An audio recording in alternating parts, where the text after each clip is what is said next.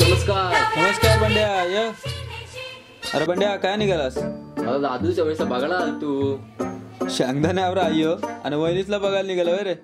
अगं तू कला माझी खिस्तूस. आता नको इथं मला लावायला, मी जातोय.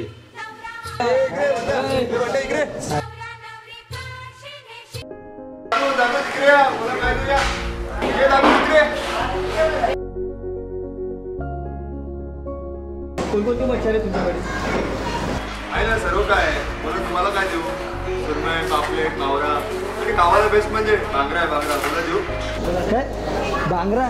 बांगडा नाही रे, बांगडा. काय तू पण कसं आहे ना दादू, बांगडा काय ना बांगडा काय खाणार तर आपण मच्छीच ना.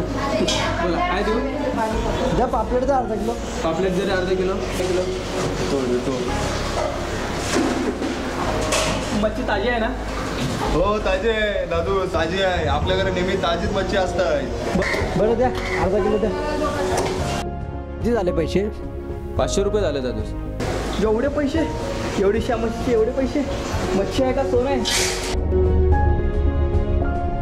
कसं आहे ना दादूस, जो दुनियामध्ये कष्ट करतो खरं तर त्यालाच किंमत मिळत नाही.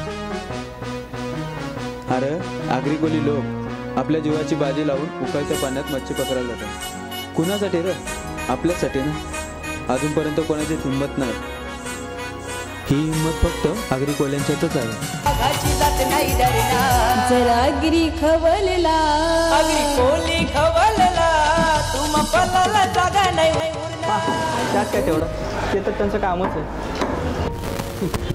तुम्ही जरा जास्तच शिकलेलं दिसताय. पण एक सांगतो, राग नका मानू. जर शेतकऱ्यांनी जर पीक पिकवणं बंद केलं आणि आगरीकोल्यांनी जर मच्छी पकडायची बंद केली ना, तर तुम्हाला आम्हाला पटाण्यानं बिरडाच खावा लागेल.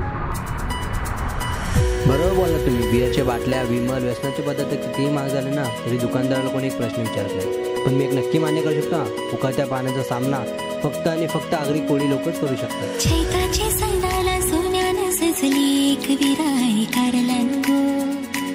ह्या दादू, समुद्राच्या लाटांचा सामना करण्यासाठी हिंमत लागते आणि ती हिंमत फक्त आगरी कोल्यांच्यातच आहे. पालखी आईचा सोहळा आहे गो.